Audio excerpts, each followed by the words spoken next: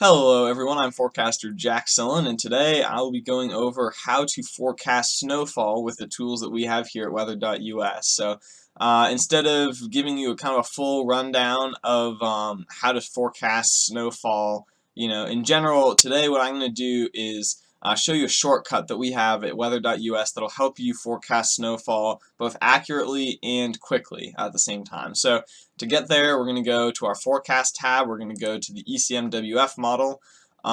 Today we have a snowstorm moving into Denver, Colorado. So we're going to zoom into Colorado. We're going to use the menus to the left of the image here to scroll down to the snow section. So you can get the snow depth. That includes both snow accumulation and melting. Snow accumulation over the entire season. So if there's a snow depth of 100 inches that's accumulated over the season, you'll get that there. Or snow line, that's how far up a mountain or into the atmosphere you'd have to go to get snowflakes instead of rain. But what I want to talk about today is accumulated total precipitation snow. So if that sounds complicated, well, no worries, that's what I'm here to explain. So the forecast is calling for snow falling during the day on Monday and into Tuesday. So to get a sense for total snow forecast, we're going to go to Tuesday evening. Here we are, we have this map that shows us in inches, values ranging from 1.2 inches in the mountains west of Fort Collins, all the way down to 0 inches on the plains over here, and also back into the desert regions of southern Utah and southwest Colorado. So what does this map show us? Well, this map is what's called quantitative precipitation forecast. So if that sounds complicated, you just break it down. Quantitative, we're looking at how much of something.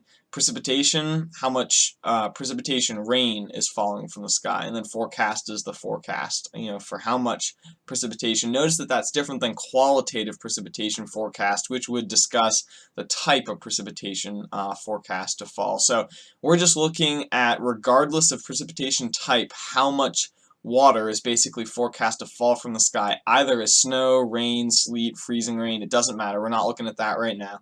We're just looking at how much liquid equivalent, if you were to take that snow and melt it down, and how much water would you get. So right now we're looking at forecast 1.2 inches west of Fort Collins. We're looking at a little under an inch in Denver, and then lesser amounts towards Colorado Springs and out into the plains. So most weather websites will give you a map that says, down here, snowfall forecast. And then what it'll do is it'll just take this map and say times 10. So where does it get the times 10? Well, to get snowfall forecast, what you do is you take this QPF forecast and you multiply it by a snow to liquid ratio. So that snow to liquid ratio can range anywhere from 3, 4 to 1 all the way up to 30 to 1, 40 to 1 even, depending on the atmospheric dynamics. So normally 10 to 1, typically average, that might be okay, but for a situation like this, you have early season snow falling during the day. In the low elevations of Colorado, this snow is going to be much denser than a snowfall that you would get, say, in northern Minnesota in January, where the temperature is going to be, 10 below 0, and you're going to get some snow flurries.